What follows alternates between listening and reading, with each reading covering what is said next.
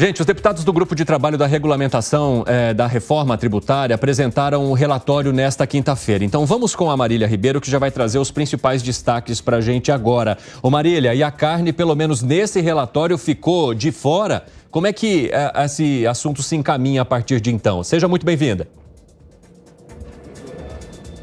Oi, Evandro. Boa tarde a você e todos que estão nos acompanhando. É exatamente isso. O grupo, composto por 7 parlamentares, eles que tratam sobre a regulamentação da reforma tributária, principalmente do projeto, que institui o imposto sobre bens e serviços, a contribuição social sobre bens e serviços e o imposto seletivo, apresentou o seu parecer, o seu relatório na manhã desta quinta-feira. Entre os principais pontos que estão no texto está a manutenção do tributo sobre carne bovina e de frango. Segundo os parlamentares, o Ministério da Fazenda concordou com o parecer que foi apresentado. Para o deputado Augusto Coutinho, que faz parte desse grupo de trabalho, isentar a carne traria um impacto muito substancial na alíquota padrão do imposto. Vamos ouvir agora o deputado. O impacto da questão da carne é um impacto muito substancial na taxa base já cobrada. Então a gente preferiu, inclusive, como vai ser feito no texto, que a questão do cashback para a população de baixa renda, ela fosse compensada exatamente para que, de fato, quem tivesse o benefício é a população mais pobre. A população que, de fato, precisa ter o incentivo da tarifa zero. Evandro, assim como o deputado Augusto Coutinho falou, sobre essa criação do cashback. Ele vai funcionar da seguinte forma: todos os consumidores eles vão pagar os tributos, mas aquelas pessoas mais pobres, elas vão receber esse dinheiro de volta. Vai ser através do cadastro único ou então bem de algum meio que eles vão criar no meio deste caminho. Outro ponto também de destaque no parecer dos deputados está a cobrança do imposto seletivo, mais conhecido como imposto do pecado, sobre jogos de apostas e carros elétricos. No caso das apostas, a cobrança do imposto será feita nas modalidades física e online. Segundo o deputado Hildo Rocha, que faz parte também desse grupo da reforma tributária, da regulamentação dela, a medida visa evitar injustiças. O imposto seletivo, apelidado como imposto do pecado, ele abrange também cigarros, bebidas alcoólicas, embarcações, aeronaves e veículos poluentes. O imposto ele visa desestimular o consumo desses produtos. E para finalizarmos, o grupo de trabalho propôs a retirada do Viagra e a inclusão de absorventes na lista. Com a mudança, o medicamento passará a ter uma tributação de 40% de alíquota cheia, cerca de 26,5% pela equipe econômica. E só um dado curioso, que foi falado nessa coletiva sobre a reforma tributária: os parlamentares eles criaram o Nano Empreendedor, que são aqueles revendedores de produtos que ganham até R$ 40.500 ao ano. Estas pessoas ficam isentas, elas não vão precisar contribuir com o IBS e a CBS. As alterações propostas pelo grupo, ela ainda vai precisar passar por votação na Câmara dos Deputados e precisa de pelo menos 257 votos favoráveis para ser aprovadas, e aí vai para o Senado Federal. No Senado Federal precisa de 41 votos. Se tiver alguma modificação, o texto volta para a Câmara dos Deputados e só depois desse processo vai para a sanção do presidente Luiz Inácio Lula da Silva e aí vira lei. Essa regulamentação da reforma tributária ela vai começar a valer a partir de 2027 mesmo, Evandro. Obrigado pelas informações, Marília. Vá atualizando a gente aí sobre as discussões que acontecem no Congresso sobre reforma tributária.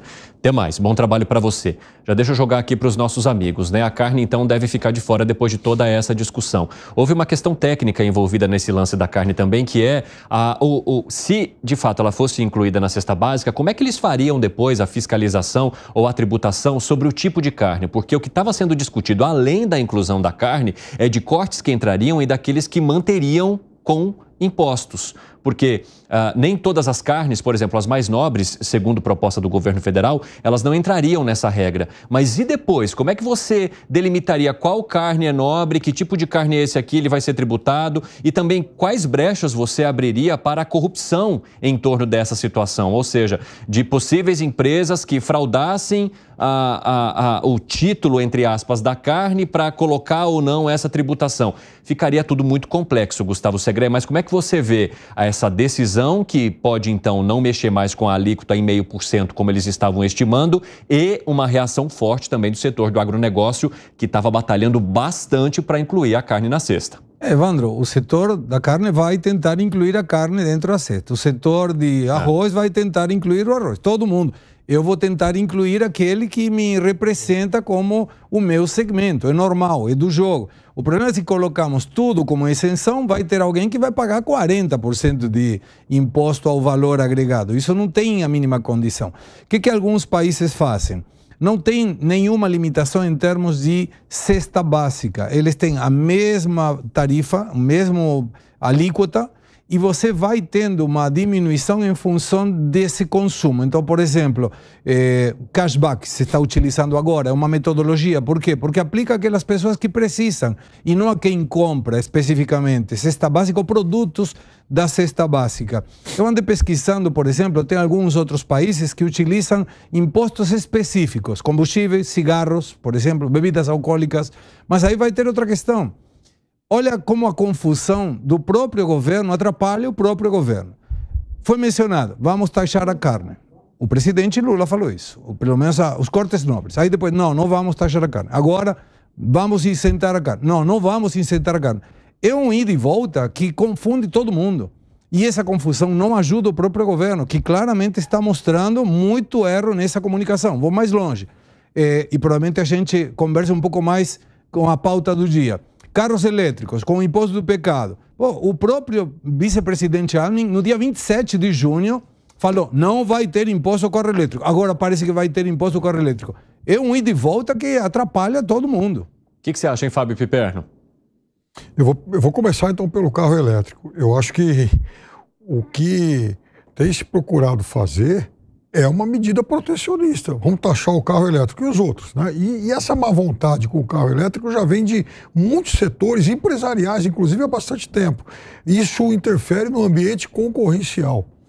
Então, carro é carro, ponto. Quer dizer, não tem que ter vantagem ou desvantagem para um ou para outro, até porque é justo a gente lembrar o seguinte, o presidente Lula foi para a China o ano passado, e lá na China ele negociou, lá, enfim, com bastante gente, o governo da Bahia também, justamente para trazer investimentos para cá, montadoras de carros elétricos para cá. Inclusive eu estou sabendo que vem uma outra, vai ser anunciada em breve aí. Então como é que você vai lá, promete que, olha, você vem, nós temos um mercado grande, aí a empresa chega e aí quando está instalada aqui ela descobre que vai ter uma alíquota maior. Agora, no caso das carnes e de comida, há uma outra questão. Isso. É óbvio que o cashback, ele vai beneficiar os consumidores carentes, mas não o produtor. É aí que está, sabe, a jogada, a malandragem. Por quê? Porque o produtor ele não quer pagar essa alíquota. Então, o que ele faz? Então, vamos ter agora uma cesta básica. Tudo que entra na cesta básica é isento. É isento lá na ponta para o produtor. Agora, a minha preocupação é o consumidor. Bom, inclusive daqui a pouco eu vou contar para vocês o que está incluso nesse imposto do pecado e a gente vai discutir isso de uma maneira mais intensa. Eu gostaria que vocês agora se manifestassem sobre o assunto específico da carne para que a gente possa organizar o nosso debate sobre reforma tributária, que é complexo e muitas vezes fica burocrático, né? Ô Alan Gani, como é que você avalia então a possibilidade das carnes não fazerem parte da cesta e todo o debate que está em torno disso, principalmente o fato de que se incluíssem esse item, provavelmente haveria ali um aumento de 0,5% no cálculo do Ministério da Fazenda. Evandro, veja que está na moda nesse país falar em ajuste fiscal, ser contra protecionismo, ajuste das contas públicas, menos impostos, todo mundo defende isso, menos no meu. No meu queijo, eu não vou mexer. Né? Então, é ajuste fiscal, é imposto, é protecionismo, é sempre para o outro setor. No meu aqui não mexe, que está tudo bem. Então, esse é um grande problema. Quando você retira a carne aí, significa que vai ter um aumento da tributação. Esse aumento da tributação é dividido entre o ônus tributário, é dividido entre os produtores e o consumidor. Isso porque, Evandro, o empresário ele não consegue repassar integralmente o aumento do imposto para o consumidor final. Ele consegue passar bastante coisa, mas é claro que ocorrerá alguma perda na margem de lucro. E aí também é importante a gente destacar o seguinte: quando a gente fala, bom, quem é que vai pagar essa conta? Todo mundo fala, é um outro setor, é o governo. Parece que não é a gente, mas no final das contas, seja um subsídio, seja uma renúncia fiscal, quem paga a conta no final é a gente.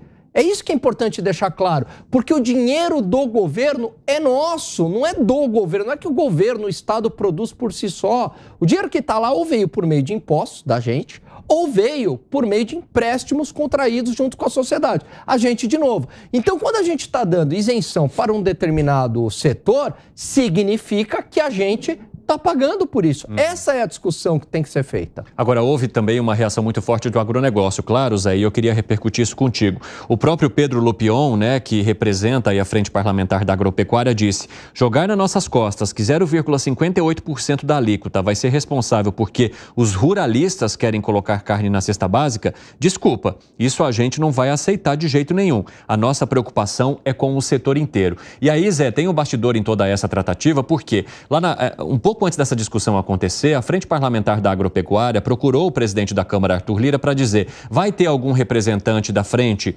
lá no grupo de trabalho? E aí o Lira falou: eu conheço muito bem as pautas de vocês, pode deixar que eu mesmo levarei e acompanharei para entender de que maneira que o agro seria beneficiado ou não. Aí quando vem uma manifestação do próprio Arthur Lira dizendo que não aconselharia a entrada da carne nesse relatório, né, ou entende que a carne não deveria entrar nessa isenção, exatamente porque poderia provocar um aumento da alíquota total, o pessoal da Frente Parlamentar da Agropecuária e da bancada do agronegócio como um todo falou: opa, peraí, vocês querem jogar nas nossas costas essa responsabilidade? O que isso pode provocar num bastidor futuro, hein, Zé Maria Trindade, até que essa proposta chegue de fato ao plenário? Pois é, mas existe, sim, representante da bancada da FPA, na Frente Parlamentar da Agricultura, da Agropecuária, no GT, no Grupo de Trabalho da Reforma Tributária. Só que é minoria, né? E o problema é que o setor agropecuário está, sim, fortemente atingido pela reforma tributária, pela regulamentação. Em primeiro lugar, os estados produtores, né, do agronegócio. Esses estados vão ver cair muito a arrecadação.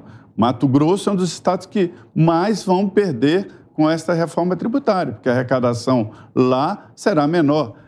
O ciclo de produção na agropecuária é bem menor do que outros. E o IVA, por exemplo, ele vai de acordo com cada etapa, quando se agrega valores àquele produto.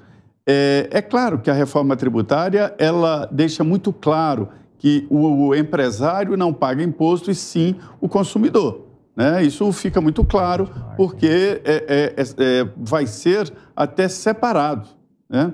Quando se compra um produto, uma carne, vai estar lá quanto se paga de imposto, e o trabalho agora do governo é de, inclusive, no momento do pagamento, isso ainda está sendo acertado com a rede bancária quer ganhar por isso, e está certo, o trabalho deles tem que ganhar, pela transferência. No momento em que se paga um produto, imediatamente vai para o caixa. Né? E essa nova articulação da reforma tributária, ela errou porque as frentes parlamentares que atuam no Congresso Nacional quiseram isolar o governo nesta regulamentação.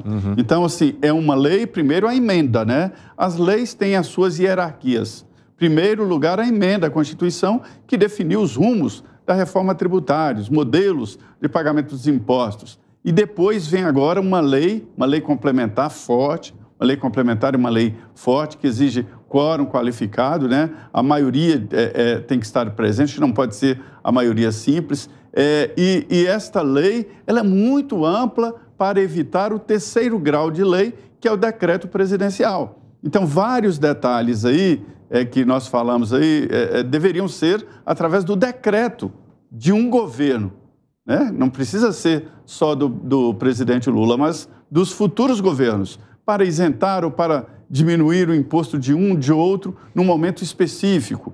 Por exemplo, a produção de energia residencial, num determinado momento, precisa de isenção, mas quando atinge um grau profissional, não precisa mais de isenção, não precisaria de lei. Um decreto do governo, da Secretaria de Fazenda, poderia mudar. Mas a lei está muito ampla, muito detalhista e intencionalmente para evitar exatamente os decretos. Então, é normal que essas disputas aconteçam. Me disse lá na Câmara que é uma guerra de foice. Uhum. O Alan Gani tem até uma observação importante aqui. O que foi, Gani? O Zé falou corretamente que o imposto, quem paga é o consumidor. Mas isso significa também que há um ônus tributário para o empresário. Eu vou explicar como. Imagine que todo esse imposto foi repassado no preço. O preço da mercadoria ficou mais alto. Se o preço está mais alto, significa que esse empresário ele sabe que ele vai vender menos. Nem todo mundo vai conseguir perde competitividade, comprar. Né, Alan? E aí vai ter uma perda da atividade econômica. Ele vai vender menos, vai ter uma receita menor, então a margem dele